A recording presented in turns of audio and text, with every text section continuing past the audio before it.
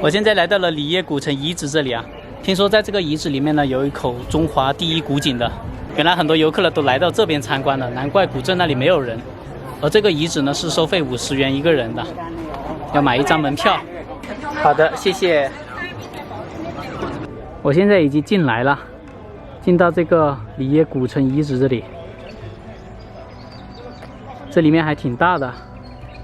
刚刚说在外面看到还挺大的，进来之后原来就只有2个，就是当时02年的时候挖掘的现场啊。他们就是在这里挖掘到那口古井的，古井里面出土了37000枚的这个秦简，是十分具有考古价值的。因为这个秦简里面呢，刻了有当时这个政治、经济、文化的各种信息在里边。有句话说啊，北有西安兵马俑，南有里耶秦简都，说的呢就是里耶这里挖掘出来的秦简。什么是秦简呢？秦朝的时候，他们用那个竹简在上面写了一些字，就是上面记载的内容，用的是竹简、竹片啊。因为古代的时候是没有纸的嘛，所以他们把那些信息都记载在这个竹片上边。这里呢就是他们挖掘的现场啊，我现在走进去看一下。这里就是中华第一井啊，里耶秦简出土的地方。我以为在这里能看到秦简呢，还看得到，隐约看得到他们当时的这个街道。你看下去的那个石阶，还看得到，那里还有石头铺成的那个路面。可惜呢，在这里没有看到秦简啊，就是出土后的秦简不在这里。他们说呢是在那个博物馆，里耶博物馆。这有点遗憾了，因为我50块钱的门票进来，我只看了这3个出土的地方，什么都没有了。我以为就是能看到出土后的秦简，然后当地的人告诉我要去那个秦简博物馆才看得到，所以我有点算是走错地方了。我感觉票价如果是定在10块到20块这样子会比较合适一点。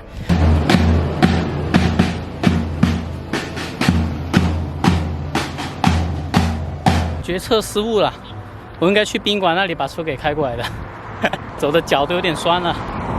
我现在已经走到这个秦简博物馆了，刚好5点钟，不知道能不能进去啊？问一下。这些就是秦简了，上面刻有信息的，主要描述的就是秦朝时期的一些户籍制度啊、政治、历史、文化等等。这里展出的秦简旁边都有相对应的文字的。在我旁边的这个秦简呢，就是跟官府办公相关的东西，就是这个政治阶层的划分有关的。而且旁边呢都有个注释，就是上面写了什么东西，它白色的那个字都把它给列出来了。这个可以说是镇馆之宝了，写的洞庭郡的一个秦简。就秦朝里面36郡呢是没有洞庭郡的，但是这个出土的秦简上面却有洞庭郡这个行政地名。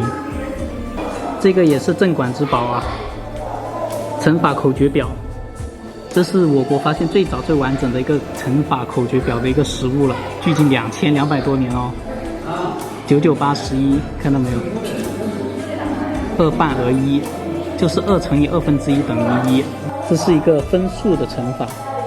我看了这个秦简上面的乘法口诀表，我已经思绪就飞回到了2200年前，仿佛就已经出现了这个秦朝的那个小孩子在课堂上背这个乘法口诀表的那个场景。古人的乘法口诀呢是从9981开始的，所以说呢，它这个乘法口诀表呢也叫99乘法口诀表，比埃及的乘法口诀表呢还要早了600多年呢，真的太牛了。这是一种穿越了2200多年的一个历史印记啊，真的让我对我们国家的这个源远流长的历史呢充满了一个自豪感的。甚至还有追讨欠款的。这个秦简上边，看到这个秦简上面密密麻麻的文字，真的感觉回到了2200年前的那个时候，仿佛就看到有人在这上边在写字了。这个秦简呢说的是奴婢买卖。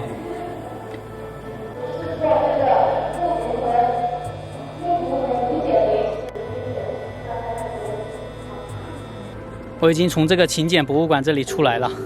刚刚在这个博物馆里边呢，是近距离的观看到这个2200年前的秦简，就这个竹简，还有上面的文字。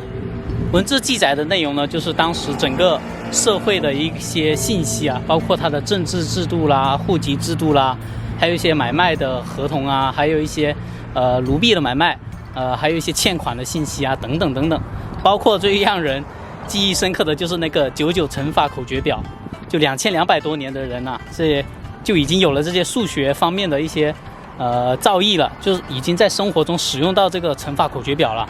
我觉得是很了不起的一个东西，就说明了我们中国古代的时候那个数学比较发达，还有这个分数用上了分数，这个是比较震撼的。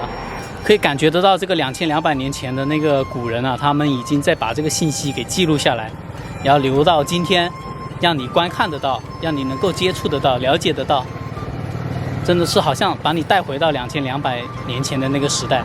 这个情节啊，让我想起了一部电影，叫做《黑洞频率》。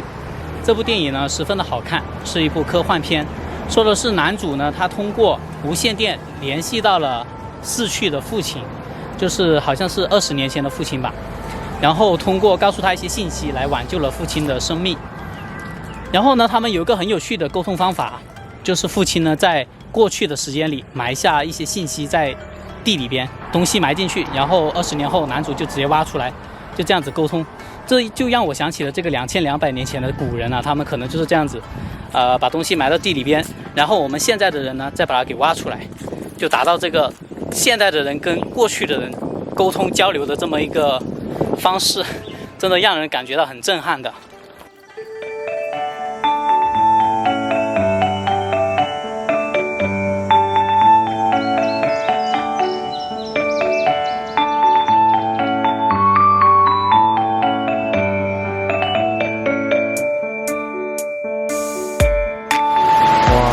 下好大雨啊！本来说今天出发离开这里的，离开里耶，现在走不了了，那么大雨。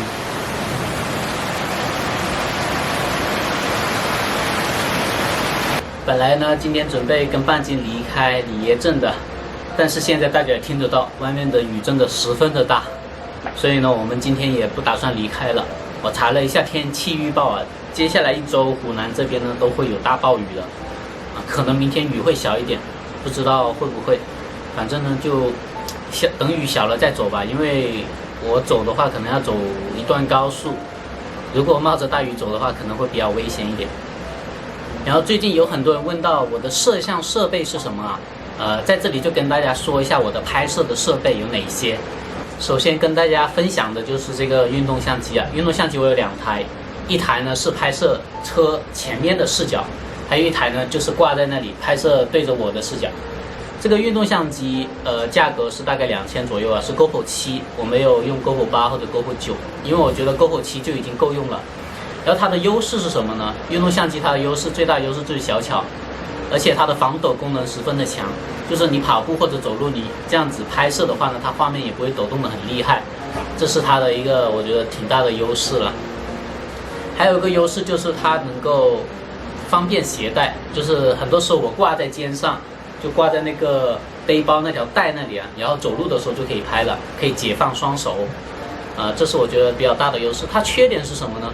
就是它经常死机，我觉得这可能是 GoPro 的通病吧。就是我经常拍摄的时候，它就死机了，没反应了，就需要把电池给取下来，然后重新装进去，它才能够正常的再继续拍摄。当然，新的机子，这个是新的啊，这个新的机子呢，死机的次数比较少，但是还是有。这个旧的机子呢，死机的次数就比较多了，所以说可能这个再用一段时间，我就可能需要淘汰掉了。这个 GoPro 呢，还有一个缺点。应该说是所有运动相机的缺点，就是它的夜视感光性能不太好，就是在光线不好的情况下，它拍的这个画面啊，拍出来的效果并不太好的。所以说这个就是我所使用的运动相机它的优缺点了。然后接下来呢，再给大家介绍另外一个拍摄设备，当然就是无人机了。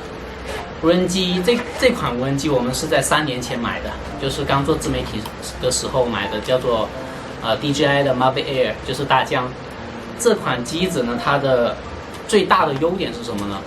小巧，方便携带，一个手掌那么大。你看，因为比如说在尖朵朵瀑布啊，我车停在比较远的地方，然后去爬尖朵朵，带上无人机就十分的小巧了，不会说很大一个东西，一个箱子一样的。比如说那个精灵它用的就是一个大箱子吧。比如说现在的玉 Pro 版本，它的这个整个袋子呢也是比较大、比较重的。Mavic Air 是比较轻巧一点，方便携带。但是方便携带的另外一个问题是什么呢？就是它的抗风能力十分的差。我在八面山飞航拍的时候，顺着风飞出去，逆着风回来，它的电量马上掉的就很厉害了。所以说这个是它的一个缺点。还有一个缺点就是什么？就是它电池续航现在已经没有那么强了，就是说它的电池续航能力可能大概就只有20分钟这样子。可能是因为它是初代机吧，所以呢就特别的不耐飞，电池不耐飞。加套装的话，就是有背包，要有3块电池的话，好像是6000多到7000这样子。这个是当时的价格，3年前的价格。现在已经应该没有这一款了，应该是出到了 Mavic Air 2，但是我感觉应该在不久的将来它也会退役的，就是说也可能会飞丢啊，或者掉进湖里、海里啊，还是哪里啊，到时候再说吧。反正目前我用它就已经够了。然后还有就是呢，我目前用来拍摄的这台相机的，就是我现在正在使用的佳能 M50这台微单相机。这台机的优点是什么？同样是小巧，因为它是一台微单相机，但是它体积并不大，所以呢很方便携带，而且比较轻。我平时拍摄的时候，因为要举着嘛，要举着老远了这样子对着自己拍平时举得久了呢，可能手会酸，但是它因为比较轻嘛，所以相对来说还好。还有一点优点就是拍摄出来的画质相对还可以，就没有说太差。然后缺点是什么呢？缺点就是这台微单相机它的感光能力也是不太行的，就是到了光线不太好的地方，它的噪点就出来了，很多噪点。还有一点缺点就是它的对焦速度太慢了，相比索尼相机来说。还有第3点缺点是什么？就是它的这个防抖性能太差了。我边走边拍的时候呢，很明显的画面是在抖动的，就它的防抖性能并不是很好。所以说我感觉它的优点是小于缺点的。所以说如果大家要购买相机的时候，我并不推荐大家购买我这一款佳能 M50的微单，因为老实说我使用当中确实遇到过不少的问题，就是这个防抖还有这个感光性能方面确实是比较差的。我唯一比较喜欢的就是它的体积比较小一点，举起来轻一点，携带没有那么不方便，就这一点呢，所以我一直都没有置换。它的焦段是1545的，并不是太广角，拍出来的视角还有点窄，这也算是另外一个缺点了，就是说并不是广角镜头。我这款微单相机的价格当时是买了4000多，不到5000的，价格来说也没有说特别贵。